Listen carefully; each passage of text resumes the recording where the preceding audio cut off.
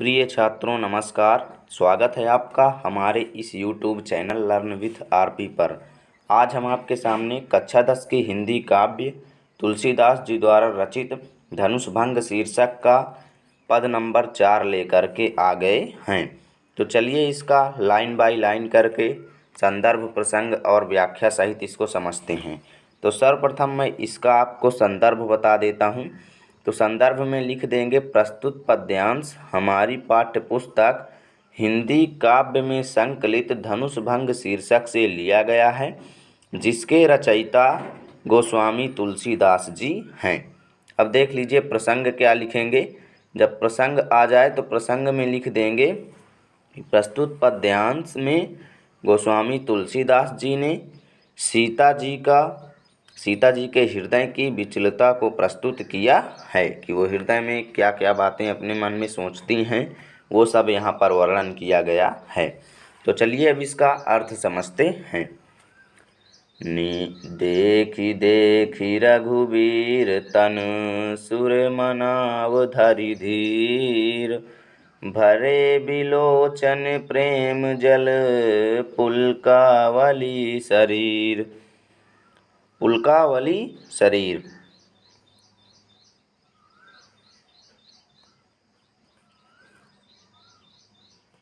तो देखी रघुबीर तन सुर मनाव धरि धीर। देखी मतलब देख देख करके, रघुबीर मतलब भगवान श्री राम के, तन मतलब शरीर को, सुर मतलब देवताओं को, मनाव मतलब मनाती हैं, धरि मतलब धर करके, धीर मतलब धैर्य।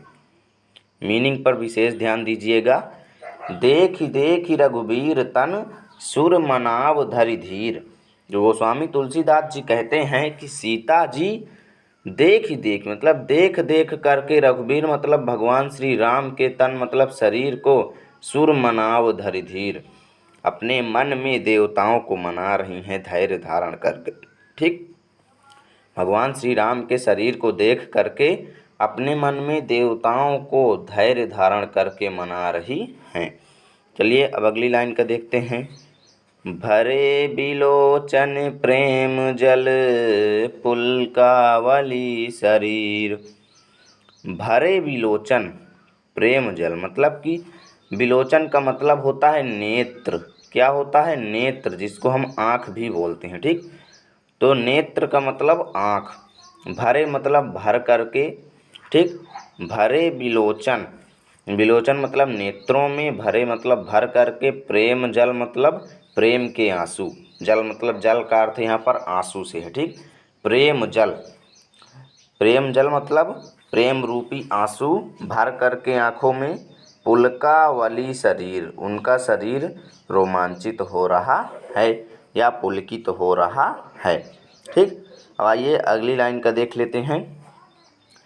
नीके निरखी नयन भरी शोभा, पितुपन सुमिर बाहुरी मन क्षोभा। नीके निरखी, नीके निरखी का मतलब है, नीके मतलब अच्छी तरह से, निरखी मतलब देख करके, नयन मतलब नेत्रों से, भरी मतलब भर करके, शोभा माने सुंदरता। ठीक, ध्यान से देखिएगा। नीके निरखी नयन भरी शोभा। तुलसीदास जी कहते हैं कि सीता जी भगवान श्री राम की सुंदरता को अपने नेत्रों से, नयन मतलब नेत्रों से, भरी मतलब भर करके, निरख मतलब देख करके, मतलब कि भगवान श्री राम की शोभा को वो अपने नेत्रों से देख करके पुलकित तो हो जाती हैं। परंतु जब वो पितुपन सुमिर बहुरी मन क्षोभा, परंतु जब वो पितु मतलब पिता की, पन मतलब प्रण को, सुमिर मतलब स्मरण करती हैं, तो बहुरी मन क्षोभा, तब उनके मन में बहुत ही कष्ट होता है। क्षोभा मतलब कष्ट होता है। ठीक, अब आगे देखिए फिर क्या कहती हैं। आहा तात दारुनि हठ ठानी, समुझत नहीं कछु लाभ न हानि। क्या कहती हैं कि आहा, अपने मन में अपने आप से स्वयं से कहती हैं आहा, ओह।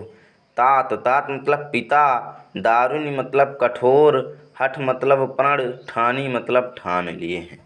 क्या कहते हैं कि हमारे पिता आहा हतात दारुनी हठ ठानी, ओह पिता ने बहुत ही कठोर हठ ठान लिया है। समुझत नहीं कछु लाभ न हानि, ना कुछ लाभ समझते हैं ना कुछ हानि समझते हैं। इतना कठोर प्रण उन्होंने बिना कुछ सोचे समझे ही ठान लिया। अब आइए अगली लाइन का देखते हैं, ध्यान से देखिएगा, मीनिंग बाय मीनिंग करके बताता हूँ। सचिव सभय सिख देई न कोई, बुध समाज बड़ अनुचित होई। सचिव मतलब इस संपूर्ण सभा में, सभा मतलब संपूर्ण, सचिव मतलब संपूर्ण सभा, ठीक। सीख मतलब शिक्षा, दे न कोई, कोई भी नहीं दे रहा है। इस संपूर्ण सभा को कोई भी शिक्षा नहीं दे रहा है। बुद्ध समाज बड़ अनुचित होई, बुद्ध मतलब बुद्धिमानों की, समाज मतलब इस सभा में, बड़ मतलब बहुत बड़ा, अनुचित मतलब अनुचित का मतलब होता है असत, ठीक। अनुचित का मतलब कोई बेकार काम होना, ठीक। तो ये बहुत ही एक बेकार काम ये बुद्धिमानों की सभा में बड़ा ही अनुचित हो रहा है।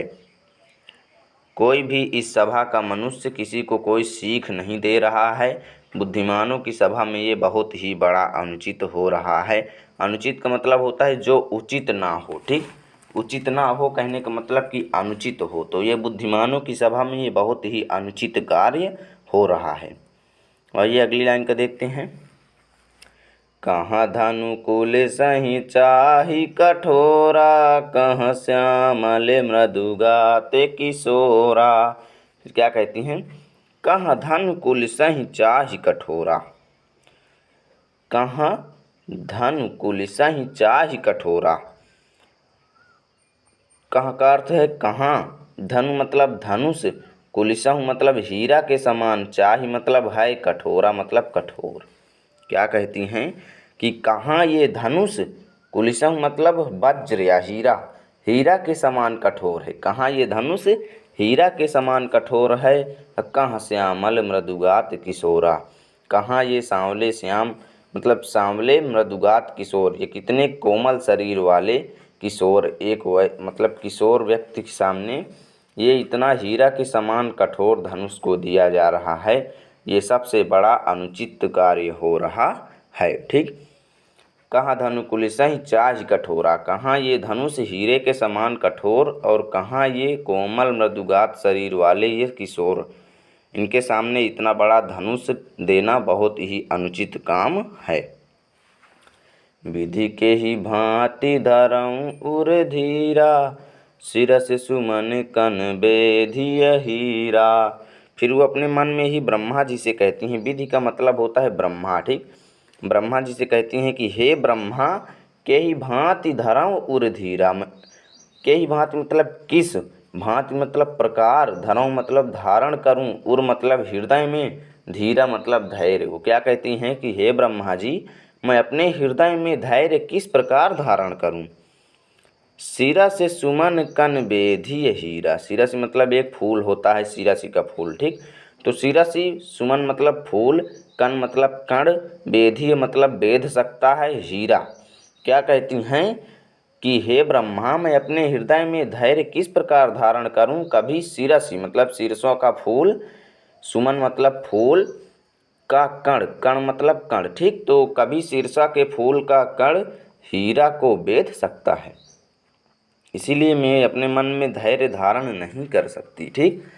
वो कहती हैं कि मैं ब्रह्मा जी से कहती हूँ कि मैं किस प्रकार धैर्य धारण करूँ। शिरस सुमन कन बेधिय हीरा, कभी शीर्षा के फूल का कण हीरा को बेध सकता है, ये तो कभी भी नहीं हो सकता। तो आगे देखिए, सकल सभा के मति भय भोरी, अब मुहि शंभु चाप गति तोरी।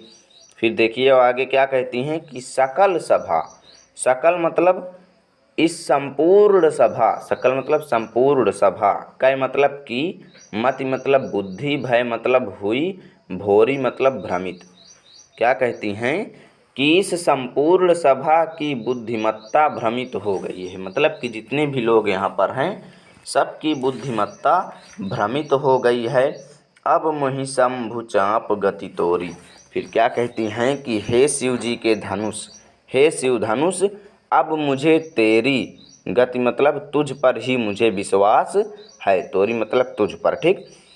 इसलिए कहती हैं कि हे शिव के धनुष, शंभुचाप मतलब शिव के धनुष, अब मुझे तेरा ही भरोसा है। आगे देखिए, निज जड़ तालो गन्ह पर डारी, होहि हरहु रघुपति ही निहारी। क्या कहती हैं शिव के धनुष को कि हे धनुष, अब मुझे तेरा ही विश्वास या भरोसा है।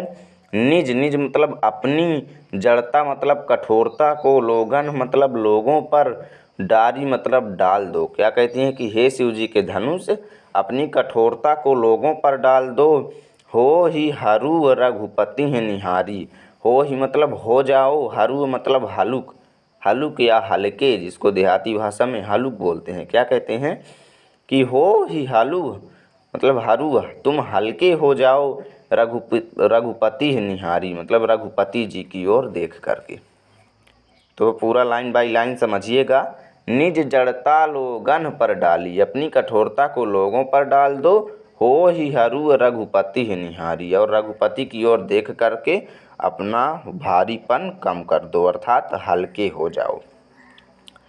अति परिताप सिय मन माही, लवनी में से जुग सय सम जाही। फिर आगे देखिए तुलसीदास जी क्या कहते हैं कि अति परिताप सिय मन माही। ध्यान से देखिएगा, अति मतलब अत्यंत, जिसका कोई अंत नहीं है। परिताप मतलब दुख या कष्ट, ठीक। अत्यंत दुख, सिय मतलब सीता के, मन मतलब मन में, माही मतलब है। क्या कहते हैं तुलसीदास कि सीता जी के मन में अत्यंत दुख है। लव निमेष जुग सय सम जाही, तो लय निमेष जुग सय सम जाही, लव निमेष जुग सय सम जाही, ठीक। लव निमेष मतलब लव निमेष जुग सय सम जाही। जुग का मतलब होता है युग, ठीक। युग, सय मतलब 100, सम मतलब समान, जाही मतलब जा रहा है, ठीक। लव निमेष मतलब प्रेम के वश में, जुग मतलब एक जुग, एक युग, सय मतलब 100 युगों के समान, समजाही मतलब गुजर रहा है। तो सीता जी के मन में अत्यंत दुख है। लव निमेष जुग सय सम जाही, प्रेम के वश में एक युग इस प्रकार गुजर रहा है जैसे सय मतलब 100 युग गुजर रहे हैं, ठीक। तो उम्मीद है मुझको कि ये आपको बहुत ही अच्छी तरीके से समझ में आ गया होगा। यदि आपको ये वीडियो पसंद आया है तो लाइक कर दीजिए तथा दोस्तों के साथ शेयर कर दीजिए। चैनल पर नए हैं तो सब्सक्राइब ज़रूर कर दीजिए। मिलते हैं आपके साथ अगले वीडियो में पद नंबर 5 को लेकर।